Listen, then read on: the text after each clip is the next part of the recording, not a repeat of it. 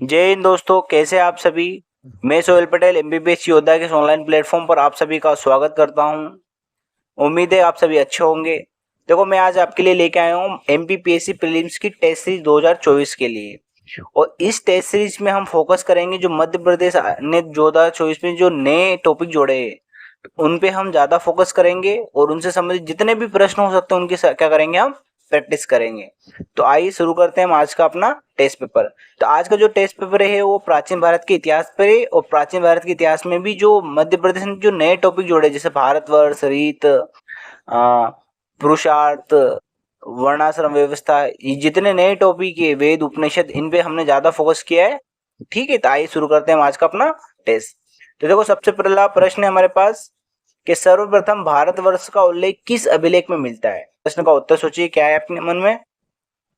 अब देखो, इसका सही उत्तर है हाथी गुम्फा अभिलेख।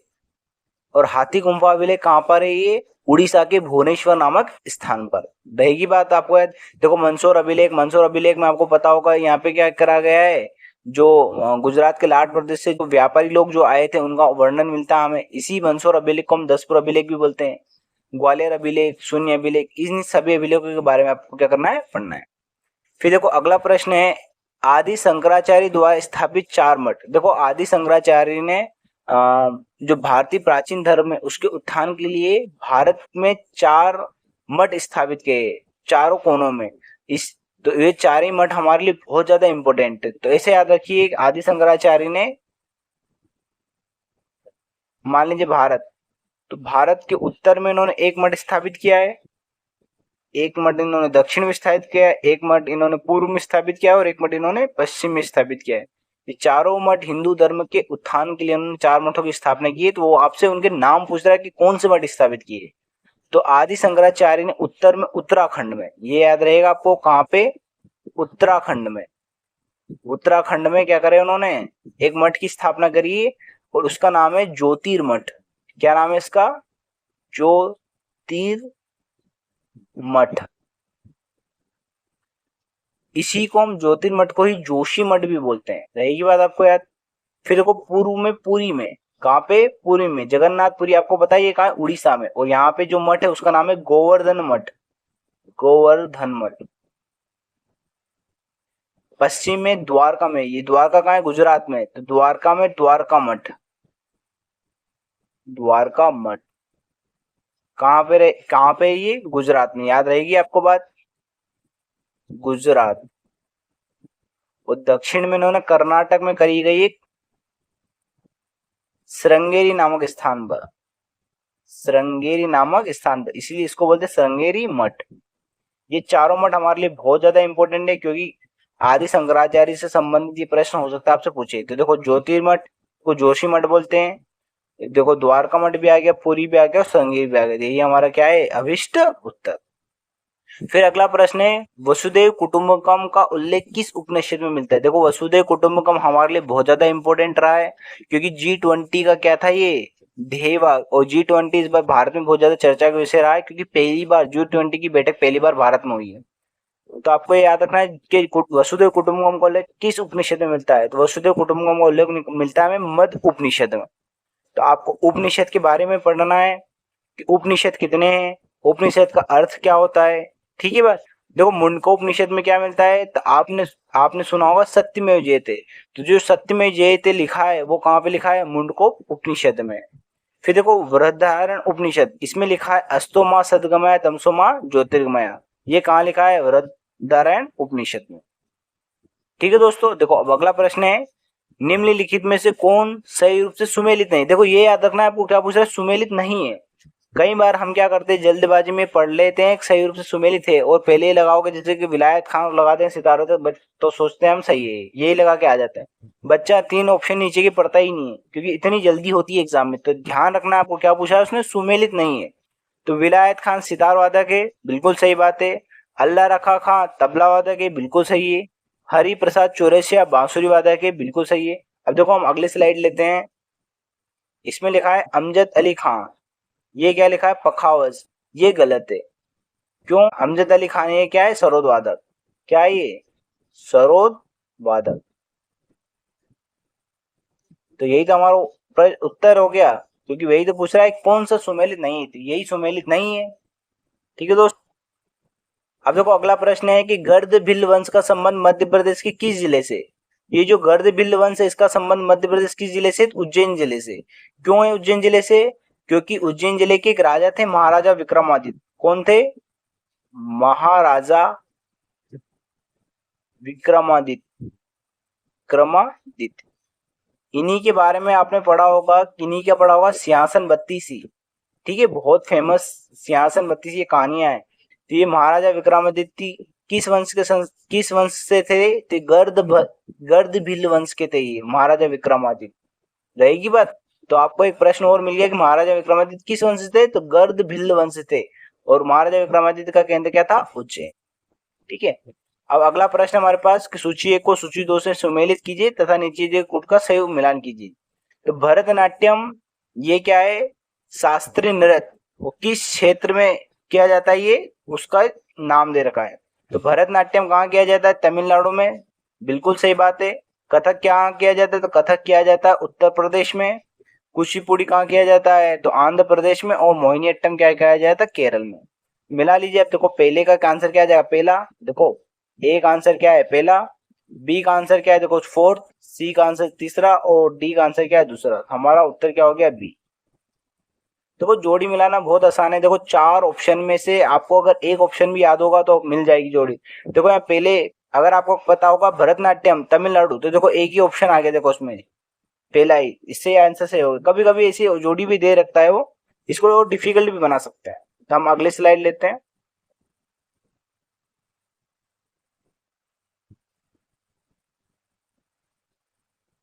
फिर देखो अगला प्रश्न है कि गाजी मलिक किस, यहाँ पे देखो किस वंश का संस्थापक था, ये याद रखना है आपको। किस वंश का संस्थापक था, संस्थानीय संस्थापक, संस्थापक था। गाजी मलिक को हम गयासुद्दीन मलिक कहते हैं और ये तुगलक वंश का संस्थापक था। इसी प्रकार से आपको खिलजी वंश का संस्थापक, सैयद वंश का संस्थापक और लोधी वंश का संस्थापक याद करना। अब देखो अगला प्रश्न है, वत्स महाजनपद की राजधानी क्या थी। ये हमारे लिए बहुत ज्यादा इंपॉर्टेंट है कि हमें आपको पता होगा 6ठी शताब्दी ईसा पूर्व, 6ठी शताब्दी ईसा पूर्व कितनी थी, 16 महाजनपद थी। कितनी जनपद थी, महाजनपद। क्योंकि पहले क्या बना था, देखो जन, पहले क्या बना, जन, जन से बना था जनपद, और जनपद से मिलकर बना है देखो महाजनपद। रहेगी बात। ये जन कहाँ पे थे पहले, ऋग्वैदिक काल में। जनपद कब बने, ये उत्तर वैदिक काल में। और फिर बाद में जाके ये बने महाजनपद। इन 16 महाजनपद में कुछ प्रमुख महाजनपद है, उनकी उनके नाम और उनकी राजधानी का नाम आपको जरूर याद है। इनमें सबसे जो 16 महाजनपद जो सबसे प्रमुख थी वो कौन थी, मगध। और इसकी राजधानी क्या थी, देखो पाटलिपुत्र। इसी प्रकार से आपको ये याद रखना है कि मध्य प्रदेश में 2 महाजनपद थी। कितनी महाजनपद थी, ये देखो मध्य प्रदेश का मैप बना रहा हूं मैं।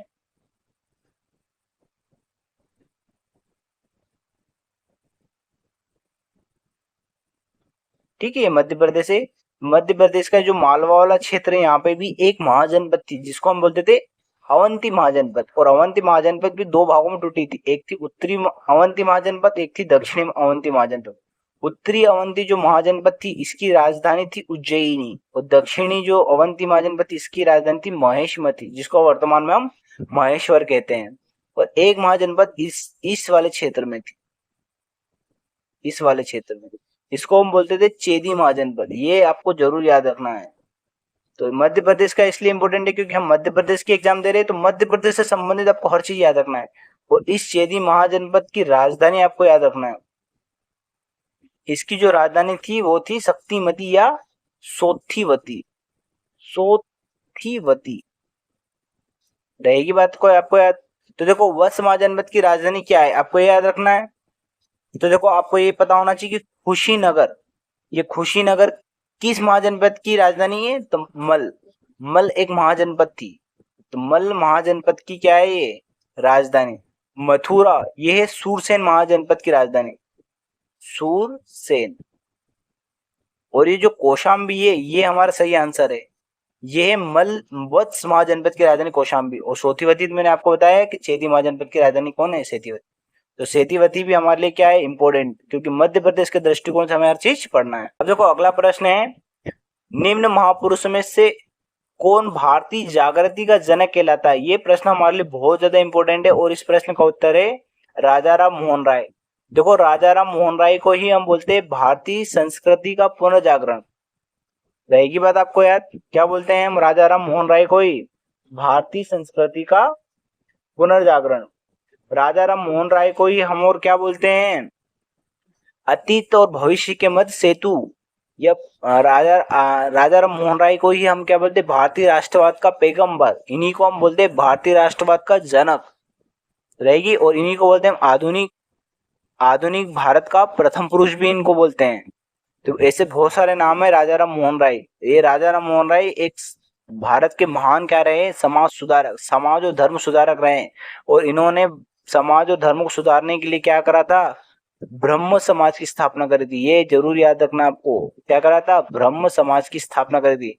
तो कभी कभी क्या होता है, राजा राम, या तो आपसे राजा राम मोहन राय के बारे में पूछेंगे या क्या पूछेंगे, ब्रह्म समाज।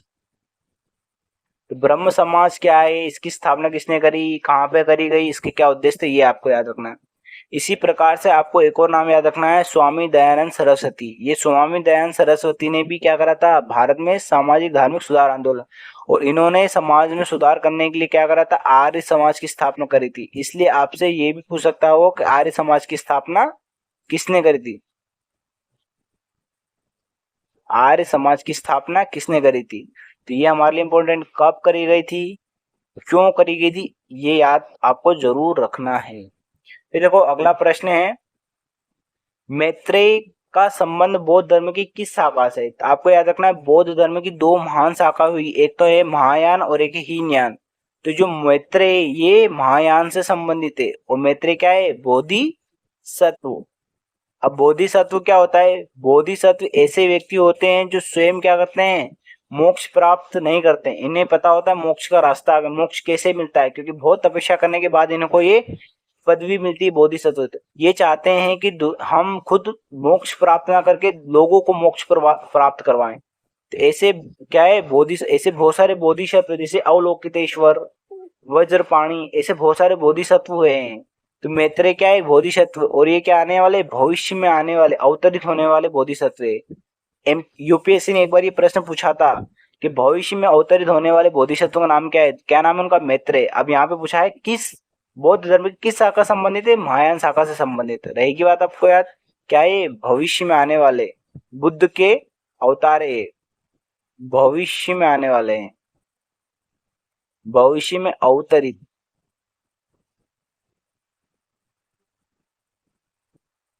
होने वाले। रहेगी बात आपको याद, ठीक है। हम अगली स्लाइड लेते हैं, देखो इसका सही आंसर क्या है, महायान।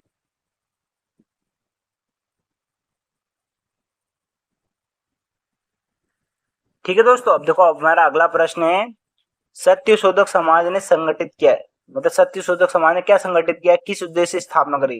तो आपको एक तो ये याद रखना है कि सत्य शोधक समाज की स्थापना कब की गई थी। तो कब की गई थी इसकी स्थापना, 1873 ईस्वी में। किसने करी थी इसकी स्थापना, तो इसका संस्थापक आपको याद रखना है। इसके संस्थापक कौन है, ज्योतिबा फुले। और आपको पता है, जैसे आप ज्योतिबा फुले के बारे में पढ़ेंगे तो वैसे आपको इसका उद्देश्य समझ में आ जाएगा। ज्योतिबा फुले, ये ज्योतिबा फुले महान क्या रहे हैं, समाज सुधारक। इनकी पत्नी का नाम भी याद रखना आपको, सावित्रीबाई फुले। हमारे लिए बहुत इंपॉर्टेंट है ज्योतिबा फुले और सावित्रीबाई फुले। इन्होंने क्या करा था, जातिवाद जो छुआछूत था दक्षिण भारत में, महाराष्ट्र में जो छुआछूत था, इसको समाप्त करने के लिए उन्होंने क्या करा था, सत्य शोधक समाज की स्थापना करी थी। देखो इसका सही आंसर क्या आएगा, महाराष्ट्र में एक जाति विरोधी क्या था, ये आंदोलन था। ज्योतिबा फुले आपको जरूर याद रखना है। फिर देखो अगला प्रश्न है, भारतीय संस्कृति के अंतर्गत रित का अर्थ है। रित का क्या अर्थ है, तो रित को हमने किस रूप में परिभाषित किया गया है, प्राकृतिक नीति के आज्ञा नियम के रूप में, कार्य के रूप में इसको क्या करा गया है, परिभाषित किया गया है। रित को क्या बोलते हैं, प्राकृतिक नियम, नैतिक प्लस अज्ञी, कार्य के रूप में इसको क्या करा गया है, परिभाषित किया गया है। रहेगी बात आपको याद। फिर अगला प्रश्न देखो, किस वेद में सभा और समिति को प्रजापति की दो पुत्रियां कहा गया है? ये बहुत ही इंपॉर्टेंट है। तो सभा और समिति को प्रजापति की दो पुत्रियां किसमें कहा गया है? अथर्व वेद में। तो हमारा सही आंसर क्या है? अथर्व वेद। और अथर्व वेद क्यों कहते हैं इसको? क्योंकि इस अथर्व वेद को अथर्व नामक ऋषि ने लिखा था, इसलिए इसको क्या कहते हैं? अथर्व वेद। और अथर्व वेद के उच्चारण करने वाले पुरोहित को क्या बोलते हैं? ब्रह्मा।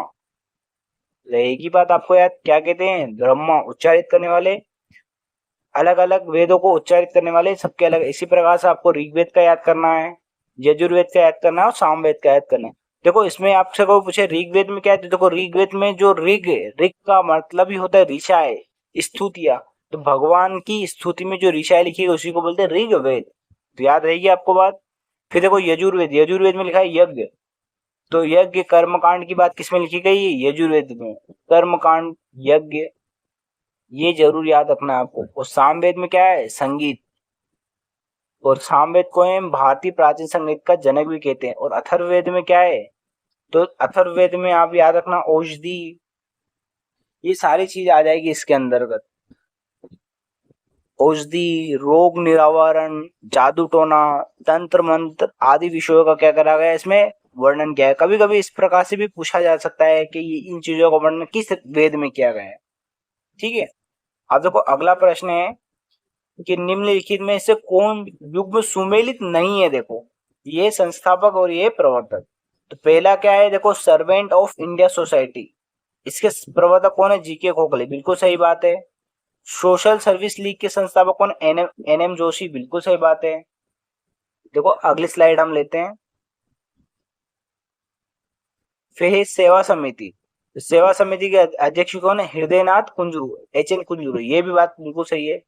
फिर जो अगला ऑप्शन क्या है? सोशल रिफॉर्म एसोसिएशन के संस्थापक श्री राम वाजपेयी, ये गलत बात है, ये गलत दे रखा है। और यही हमारा क्या होता है? उसने क्या बोला है? कौन सही सुमेलित नहीं दिए ही ने।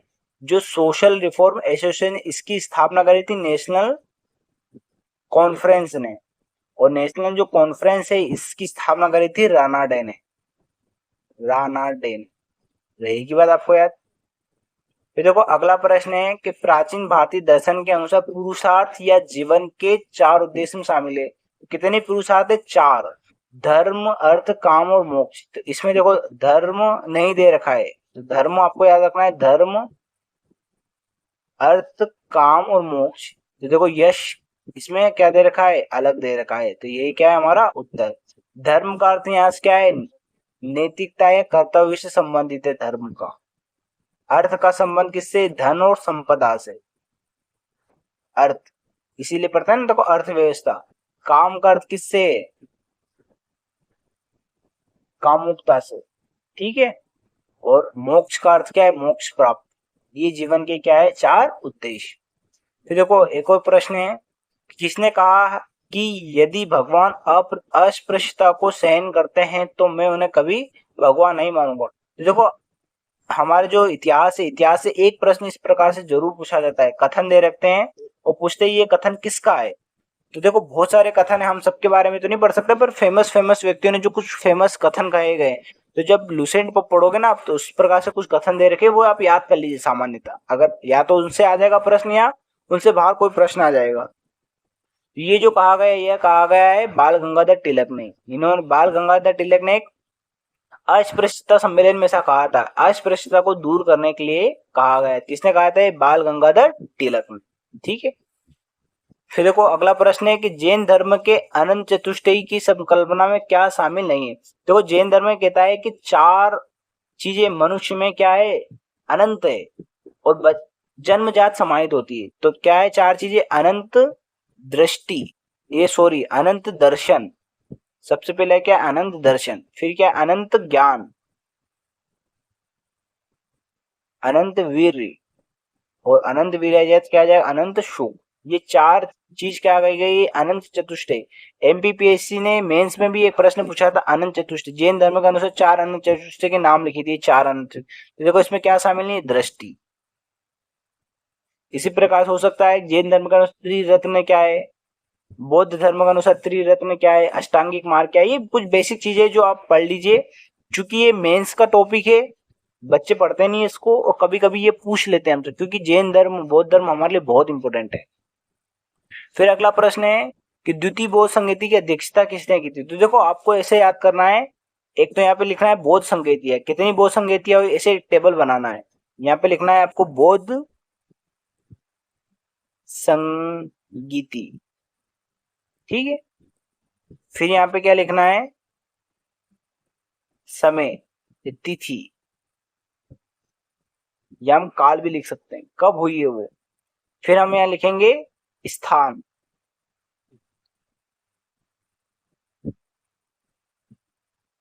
फिर लिखेंगे उसकी अध्यक्षता किसने की थी, अध्यक्ष कौन था, और शासक कौन था। और भी हम लिख सकते हैं कि उसमें क्या हुआ, उस संगीति में क्या हुआ। ऐसी कितनी संगीतियां रही है, 4, पहली, दूसरी, तीसरी, चौथी। तो पहली संगति कब हुई थी, जैसे 483 में हुई थी। कहाँ हुई थी, तो पाटलिपुत्र में सप्तपर्णी की गुफाओं में हुई थी, ठीक है। इसके अध्यक्ष कौन थे, इसके अध्यक्ष थे महाकश्यप। ये जो यहाँ पे ऑप्शन दे रखा ना महाकश्यप, ये प्रथम बौद्ध संगीति के अध्यक्ष थे। और शासक आपको जरूर याद रखना है, अजात शत्रु थे उस समय। तो आपको इसी प्रकार से द्वितीय बौद्ध संगीति कब हुई थी, तो 100 साल बाद 383 में हुई थी। कहाँ हुई थी आपको ये याद रखना है। इसके अध्यक्ष कौन थे, इसके अध्यक्ष थे सवाकामी, सवाकामी। और शासक कौन थे, तो कालाशोक। इसी प्रकार से तृतीय बौद्ध संगीति किसमें हुई थी, अशोक के समय, ठीक है। हम अगले स्लाइड में देखते हैं। तो देखो अगले स्लाइड में दे रखा है, देखो क्या दे रखा है, सवाकामी। तो द्वितीय बौद्ध संगीति का हमसे अध्यक्ष पूछा है, तो हम अध्यक्ष बता दें। हमसे कुछ और पूछ सकता है वो कि द्वितीय बौद्ध संगीति कहाँ पे हुई है, द्वितीय बौद्ध संगीति किस शासक के काल में हुई है। तो 4 प्रकार की हमारे पास बौद्ध संगीतियां है, और उनके बारे में डिटेल सारी चीज पढ़ ली, क्योंकि हो सकता है आपसे कोई प्रश्न पूछ ले। इसी प्रकार से आपसे पूछ सकता है कि कौन सी बौद्ध संगीति में महायान हीनयान का विभाजन हुआ था, ठीक है। कुछ भी पूछ सकता है वो आपसे, इसलिए अच्छे से आप पढ़िए। देखो ये मोगलीपुत्र तीशी तृतीय बौद्ध संगीति के अध्यक्ष थे, और वसुमित्र चतुर्थ बौद्ध संगीति के अध्यक्ष थे। फिर देखो प्रश्न है अगला कि निम्नलिखित कथनों को ध्यानपूर्वक पढ़िए। पहला प्रश्न है, देखो पहला कथन है कि ब्रह्म समाज एकेश्वरवाद का समर्थन करता था। तो बिल्कुल सही बात है। अभी मैंने बताया आपको, जो ब्रह्म समाज है इसकी संस्थापना किसने करी गई थी, राजा राम मोहन राय ने। और कब करी थी, 1828 ईस्वी में। कब करी थी, 1828 ईस्वी में।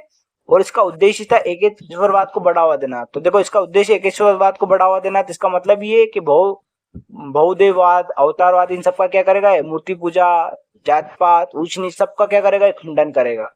फिर देखो आर्य समाज, तो आर्य समाज ने शिक्षा के विकास में योगदान दिया, बिल्कुल दिया। क्यों, क्योंकि इनका उद्देश्य था सामाजिक धार्मिक सुधार आंदोलन, समाज में समाज सुधार करना। तो आर्य समाज ने शिक्षा के विकास में योगदान दिया, बिल्कुल सही बात है। और आर्य समाज की स्थापना किसने करी थी, स्वामी दयानंद सरस्वती ने। और कब करी गई थी, 1875 ईस्वी में। और देखो जो स्वामी दयानंद सरस्वती थे, ये स्वदेशी के बहुत बड़े समर्थक थे। इसलिए ये कहते थे कि स्वदेशी क्या होना चाहिए, शासन होना चाहिए। स्वदेशी क्या होना चाहिए, शिक्षा होनी चाहिए, स्वयं की संस्कृति होना चाहिए, मतलब हर चीज स्वदेशी भाषा होना चाहिए। ये सभी इनके क्या थे, उद्देश्य।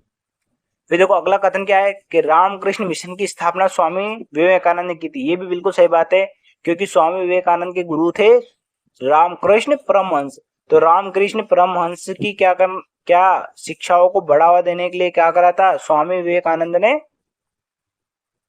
परमहंस इनकी शिक्षाओं को बढ़ावा देने के लिए क्या करा था, 1897 में रामकृष्ण मिशन की स्थापना करी। तो तीनों कथन क्या सही है, तो देखो कौन सा ऑप्शन आ जाएगा, पहला ऑप्शन आ जाएगा। फिर देखो भारतीय राष्ट्रीय कांग्रेस को किसने भीख मांगने वाली संस्था कहा था। तो देखो इस प्रकार का देखो कथन जब भी आ जाए कि भारतीय राष्ट्रीय कांग्रेस के संबंध में ये किसने कहा है, तो देखो आप लूसेंट पढ़ोगे ना, तो उसमें 5-6 से ज्यादा कथन दे रखे हैं, 5-6 कथन ही दे रखे होंगे कि किसने किसने भारतीय राष्ट्रीय कांग्रेस के बारे में क्या कहा है। तो यहाँ पे एक लॉजिक लगाना है कि भारतीय राष्ट्रीय कांग्रेस के बारे में जो नकारात्मक टिप्पणियां की गई, क्या करिए, नकारात्मक टिप्पणियां। तो नकारात्मक टिप्पणियां कौन करेगा, या तो अंग्रेज करेंगे या उग्रवादी नेता। कौन करेंगे, अंग्रेज करेंगे या कौन करेंगे, उग्रवादी नेता। तो देखो ऑप्शन में देखो एक तो अंग्रेज भी नहीं आ रहा, देखो विपिन चंद्र पाल, तिलक, बाल गंगाधर तिलक, अरविंद घोष, और इनमें से कौन है।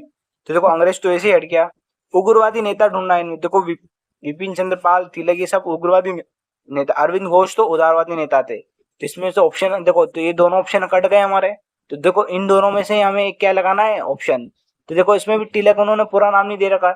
जब भी प्रश्न देगा ना वो आंसर जब भी देता है ना एग्जामिनर, क्योंकि देखो क्वेश्चन बनेगा तो बुक से बनता है, तो बुक से जब भी प्रश्न का उत्तर बनता है तो एकदम पूरा चीज लिखी जाती है। तो विपिन चंद्र पाल ने क्या कहा था, भारतीय राष्ट्रीय कांग्रेस को भीख मांगने वाली संस्था। रहेगी बात आपको याद।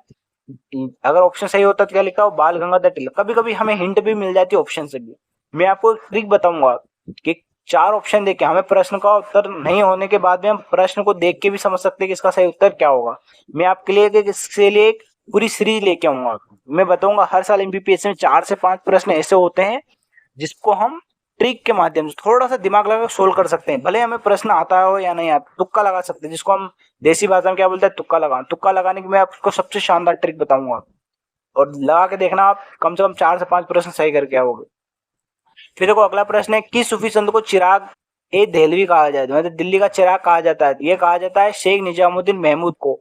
और शेख निजामुद्दीन महमूद जो निजामुद्दीन औलिया के क्या थे, ये शिष्य थे। रहेगी।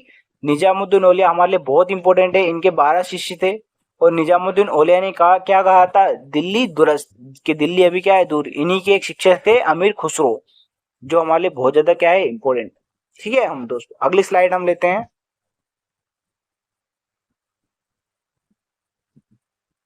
देखो अगला प्रश्न है कि किसे भारतीय क्रांति की मां कहा जाता है। ये बहुत ही इंपॉर्टेंट है और ये कहा जाता है मैडम भिकाजी कामा रुस्तम को। बहुत इंपॉर्टेंट नाम है हमारे लिए, ये याद रखना है आपको। देखो रमाबाई ने महिलाओं के उत्थान के लिए क्या करा था, एक महिला समिति की स्थापना करी थी। ये याद रखना है आपको। ठीक है। फिर अगला प्रश्न है कि निम्नलिखित में से वैदिक साहित्य का सही क्रम कौन सा है। वैदिक साहित्य का तो देखो सबसे पहले लिखे गए थे वैदिक संहिता है। तो देखो 4th ऑप्शन तो वैसे ही कट गया हमारा। और वैदिक जो ग्रंथ है, वेद जो है, इन्हीं को समझने के लिए जो वेद क्या है, पंक्ति के रूप में, पद के रूप में, इन्हीं को गद्य रूप में लिखने के लिए क्या करा गया था, हमने ब्राह्मण ग्रंथ लिखे। तो देखो वेदों को ही समझने के लिए क्या करा गया है, ब्राह्मण ग्रंथ की स्थापना। तो वैदिक संहिता के बाद कौन आएगी, ब्राह्मण ग्रंथ। फिर ब्राह्मण ग्रंथ को ही समझने के लिए जंगलों में क्या लिखे गए, ग्रंथ। तो जंगलों में ग्रंथ लिखे, इसी को बोलते हैं अरण्यक। अरण्यक का अर्थ ही होता है जंगल में लिखी गई पुस्तक। और फिर सबसे बाद में लिखे गए उपनिषद। उपनिषद में क्या लिखा गया है, दर्शन। क्या लिखा गया है, दर्शन। उपनिषद हमारे लिए बहुत इंपॉर्टेंट है। रही की बात, तो आपको याद रखना है कौन कौन से उपनिषद है और उनकी कितनी संख्या है। कितनी संख्या है, 108। और प्रमुख उपनिषदों के नाम याद करना, जैसे कि मुंडको उपनिषद हो गया, मद उपनिषद हो गया, वृहदारण्यक उपनिषद हो गया, और किस उपनिषद में कौन सी प्रमुख बातें हैं।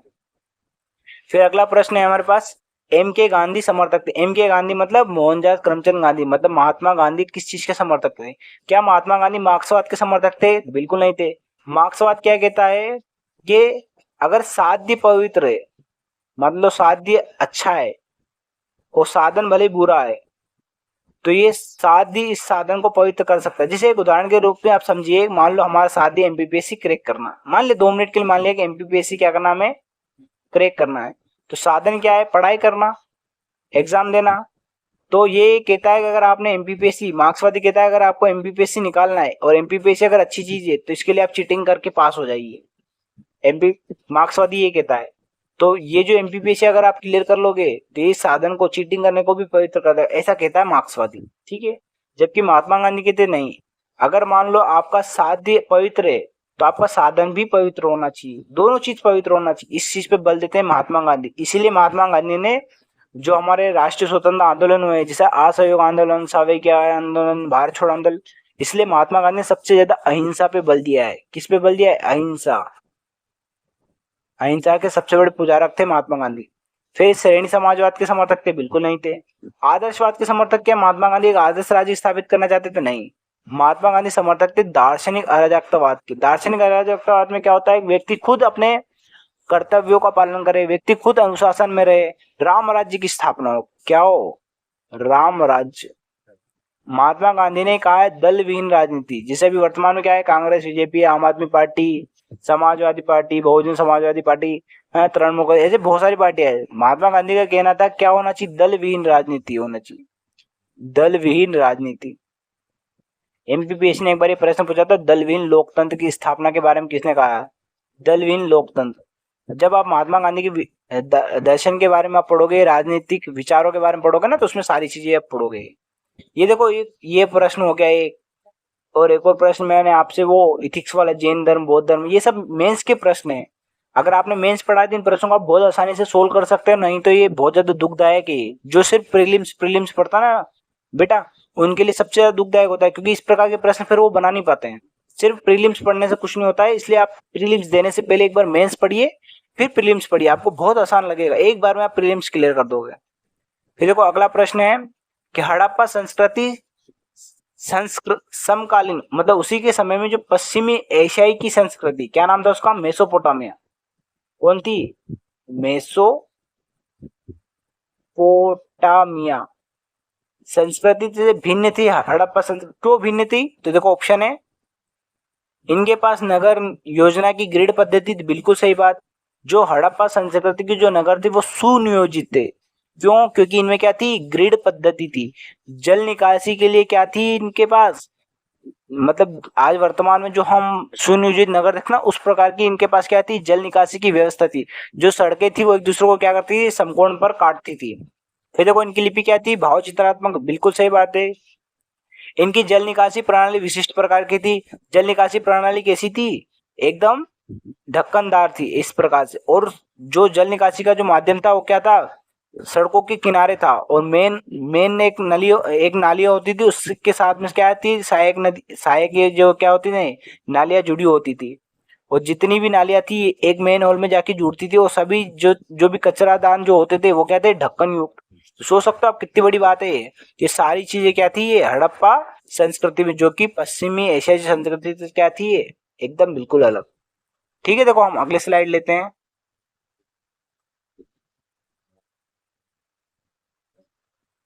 ठीक है दोस्तों, अब देखो अब अगला प्रश्न हमारे पास ये कह रहा है कि दी अनार्किकल एवं एंड रिवोल्यूशनरी क्राइम एक्ट 1919 को सामान्य बोलचाल में कहा जाता है, इसी को देखो रोलेक्ट एक्ट कहा जाता है। क्या कहा जाता है, रोलेक्ट एक्ट।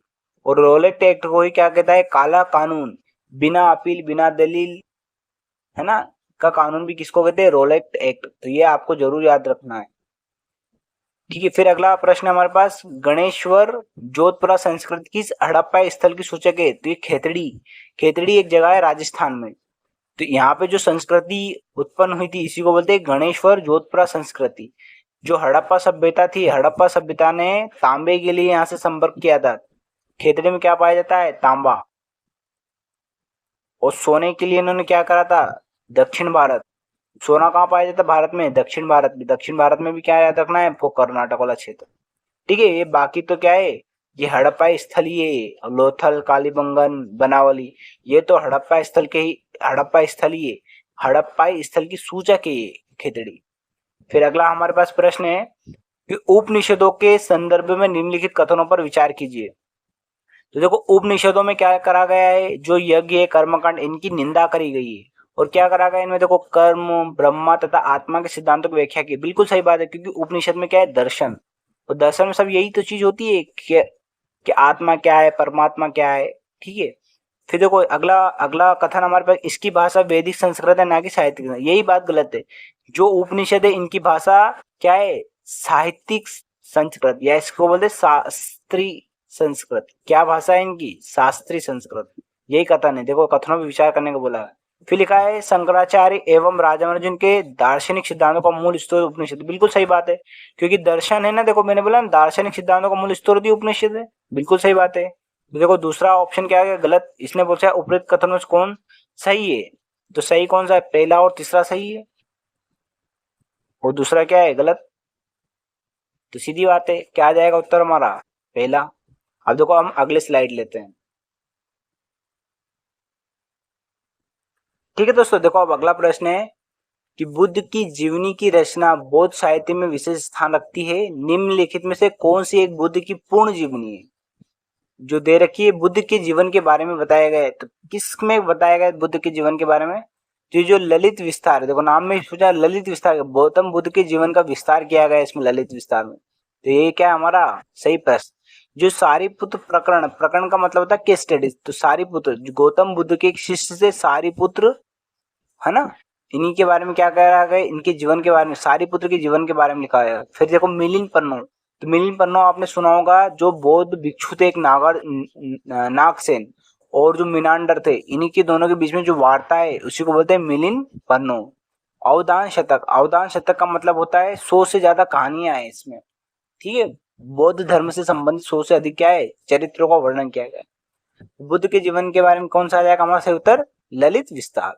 फिर देखो अगला प्रश्न है कि भारत में स्वराज पार्टी की स्थापना निम्नलिखित कारणों में से की गई थी। तो स्वराज पार्टी की स्थापना क्यों की गई थी, तो आपको ये पता होना चाहिए स्वराज पार्टी की स्थापना कब करी गई थी और किसने करी थी। देखो इसकी स्थापना 1923 में करी थी, और किसने करी थी इसकी स्थापना, मोतीलाल नेहरू ने, ये याद रखना है, ठीक है। और क्यों करी गई थी देखो, तो देखो इसका कारण देखो इसके अंदर दे रखा है कि गांधी जी द्वारा असहयोग आंदोलन वापस लेना, बिल्कुल सही बात है। गांधी जी ने 1922 में क्या करा था, असहयोग जो आंदोलन था अपने पीक पे था, और ऐसा लग रहा था कि भारत को आजादी मिल जाएगी, किंतु चोरा चोरी नामक घटना हुई और महात्मा गांधी ने क्या करा था, असहयोग आंदोलन वापस ले लिया था। इससे कुछ लोग बहुत ज्यादा क्या हो गए थे, आक्रोशित हो गए थे महात्मा गांधी से, और उन्होंने क्या करा था, स्वराज पार्टी की स्थापना करी थी, ठीक है, बिल्कुल बात सही है। फिर लिखा है काउंसिल में प्रवेश कर तथा उन्हें काम न करने देकर 1919 के भारत शासन अधिनियम का उच्छेदन करना। तो सीधी सी बात है, स्वराज पार्टी का उद्देश्य था कि जो चुनाव होने वाले उनमें भाग लेना और कांग्रेस को क्या करना है, मतलब जो ब्रिटिश सरकार है उनको काम ना करने देना। ये बात भी बिल्कुल सही कही गई। ब्रिटिश सरकार द्वारा दमन करने के कारण स्वराज पार्टी की स्थापना करी गई थी, नहीं, ये बात बिल्कुल गलत है। फिर भारतीयों द्वारा इस आशय की अनुमति की का अनुभव प्राप्त करना चाहिए कि उन्हें प्रशासन, ये भी बात गलत। पहला और दूसरा आंसर सही है, तो इसका सही आंसर क्या जाएगा, बी।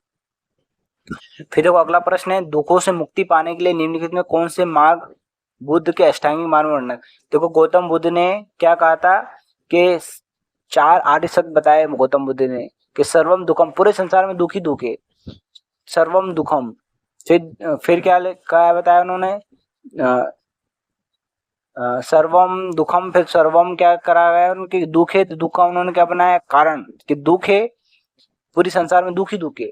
तो दुख के का क्या बनाया उन्होंने, कारण बताया कि दुख की क्या है, कारण। फिर उन्होंने बताया दुख को हम क्या कर सकते हैं, दूर कर सकते हैं। और दुख को दूर करने के लिए उन्होंने क्या बताया, 8 मार्ग, अष्टांगिक मार्ग इसको बोलते हैं। तो आपको ये अष्टांगिक मार्ग गौतम बुद्ध के जरूर याद होना चाहिए। तो सबसे पहले आएगा सम्यक दृष्टि, मतलब चीजों को आप सही रूप से देखिए, उसको सही क्या सही है और क्या गलत है। फिर सम्यक क्या आता है, संकल्प।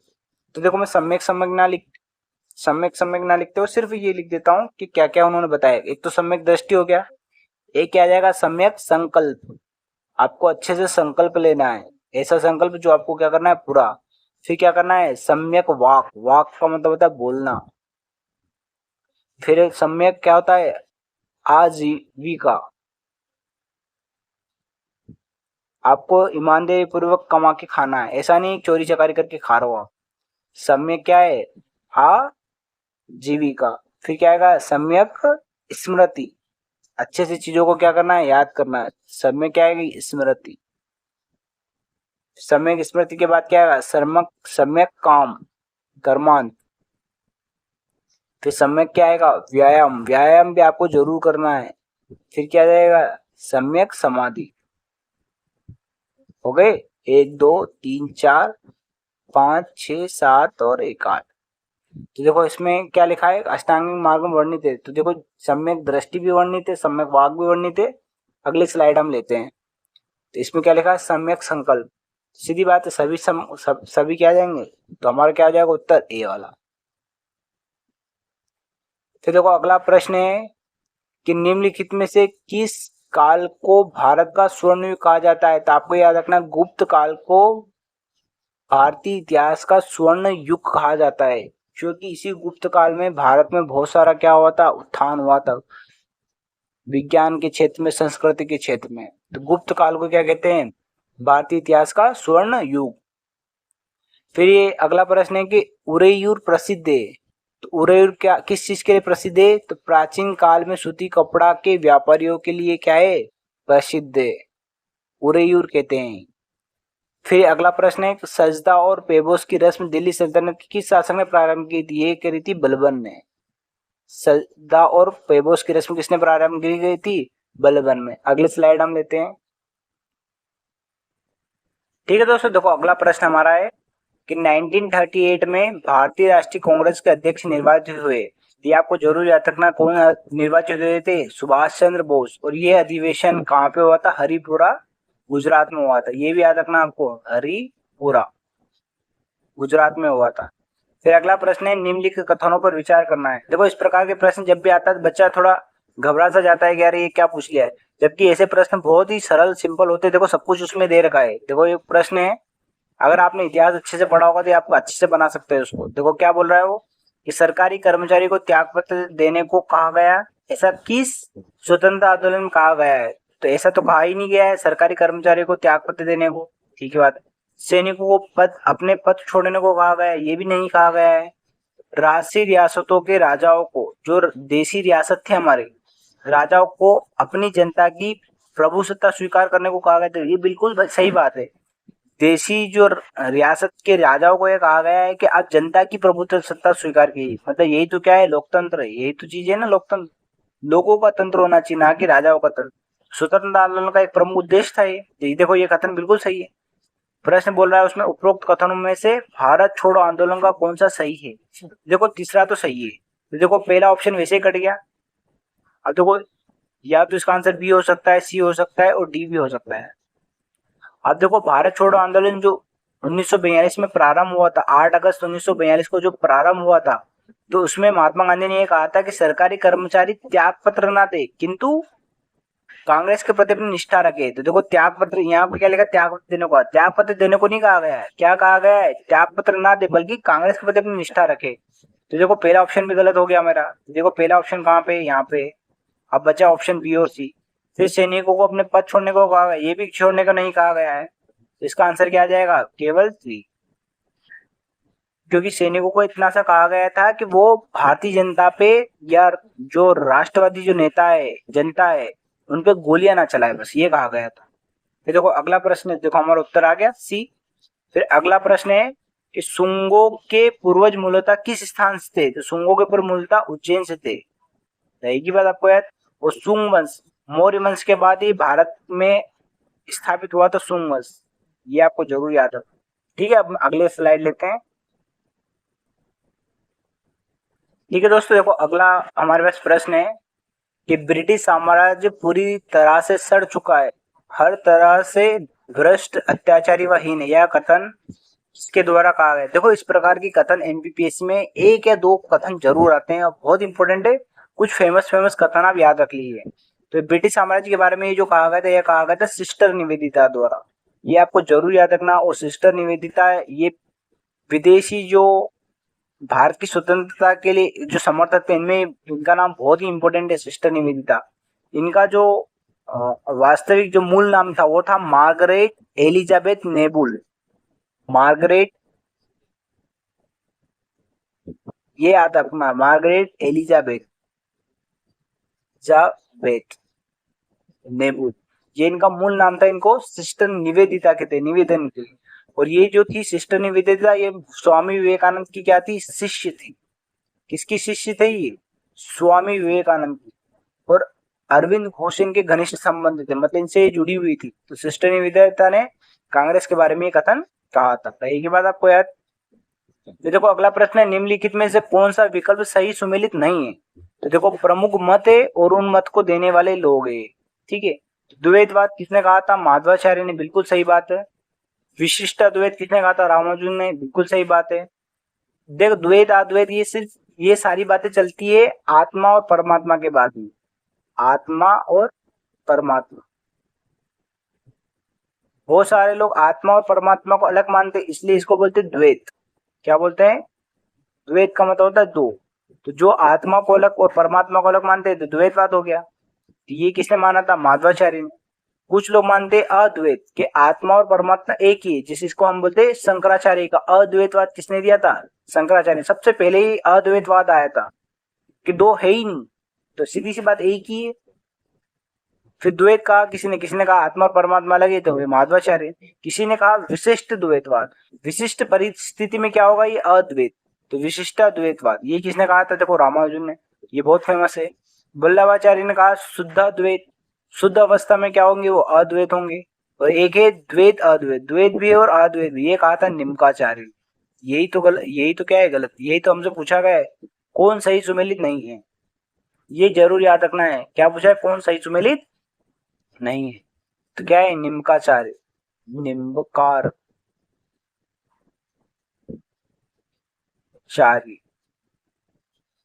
ठीक है दोस्तों, अब देखो अगला प्रश्न है कि निम्नलिखित कथनों पर विचार कीजिए। क्या बोला है उसने, किसानों से इतनी अधिक उगाई की जाती है कि उनके पास अपना पेट भरने के लिए भी मुश्किल से सूखी रोटी बचती। देखो सुनो बात, कितनी बड़ी बात कही गई है। मतलब लोग, किसानों से इतना ज्यादा कर लिया जाता था कि वो खुद का भी पेट नहीं भर पाते थे। मुगल साम्राज्य में किसानों की दशा के बारे में उपयुक्त कथन इनमें से किस यूरोपीय यात्री ने कहा गया, ये कहा गया है फ्रांसिस्को पेलसट ने कहा गया। ये एक डच यात्री थे और मुगल काल में भारत आए थे, और मुगल काल में इतना ज्यादा किसानों से ऋण लिया जाता था कि वो अपना खुद का भी पेट नहीं भर पाते थे। देखो दोस्तों, किसानों की हालत कितनी खराब थी। फिर देखो अगला प्रश्न है कि भारत के धार्मिक इतिहास के संदर्भ में निम्नलिखित कथनों पर विचार कीजिए। तो देखो हम अगले स्लाइड लेते हैं। ठीक है दोस्तों, देखो अब ये हमारा कथन है कि बोधिसत्व बौद्ध मत के हीनयान संप्रदाय की केंद्रीय संकल्पना है। नहीं, ये हीनयान संप्रदाय की केंद्रीय संकल्पना नहीं है, ये महायान संप्रदाय। कौन सा संप्रदाय है, महायान संप्रदाय की केंद्रीय संकल्पना है। तो देखो ये कथन गलत हो गया। तो देखो यहाँ पे हम देख सकते हैं, देखो पहला ऑप्शन भी नहीं आया क्योंकि उपरोक्त में से कौन सा कथन सही ढूंढना है। तो देखो पहला भी आंसर नहीं आएगा और तीसरा भी, चौथा भी हमारा उत्तर नहीं होगा। फिर क्या है, देखो बोधिसत्व अपने प्रबोध के मार्ग पर बढ़ता हुआ करुणामयी है। अगर मान लो हमें ये नहीं पता है, ठीक है, अगला ऑप्शन देखते हैं हम। बोधिसत्व समस्त सचेतन प्रणालियों को उनके प्रबोध के मार्ग पर चलने में सहायता करने के लिए स्वयं की निर्वाण प्राप्ति विलंबित करता है। बिल्कुल सही बात है। ये जो बोधिसत्व होते हैं, ये क्या करते हैं, जो दूसरे लोग होते हैं उनको निर्वाण प्राप्त या मोक्ष प्राप्त करने में क्या करते हैं, सहायता करते हैं। बिल्कुल सही बात है तीसरा। तो देखो कौन सा ऑप्शन है, देखो इसमें तीसरा, यही तो सीधी सी बात है। इसका मतलब ये दूसरा ऑप्शन भी क्या होगा, सही। कभी कभी हमें इस प्रकार से प्रश्न भी सोल्व कर, जरूरी नहीं आपको सभी याद हो, जो हमें याद हो उससे भी हम उत्तर ढूंढ सकते हैं, जैसे अभी हमने यहाँ ढूंढा है। फिर देखो अगला प्रश्न है, निम्नलिखित में से किस मुगल शासक ने दो अस्पाही अस्पा पद्धति का प्रारंभ किया था। तो ये दो अस्पा पद्धति आपने सुना होगा, जहांगीर ने प्रारंभ किया था। जो अकबर ने मनसबदारी प्रथा शुरू की थी, इसमें क्या होता था, जात और सवार।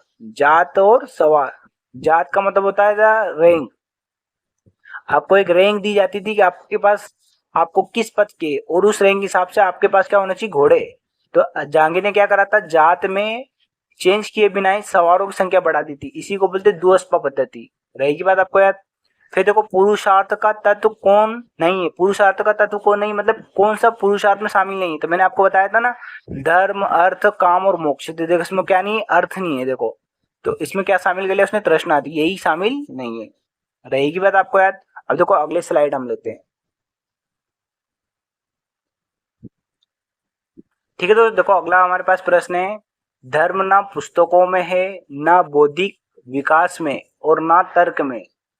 तर्क सिद्धांत पुस्तकें और धार्मिक क्रियाएं आदि केवल धर्म के सहायक है, धर्म आत्मज्ञान में। ये कथन बहुत ही बढ़िया कथन है। देखो आप सोच सकते हो कि धर्म क्या है, आत्मज्ञान, अपने आप को जानना, यही क्या है, धर्म।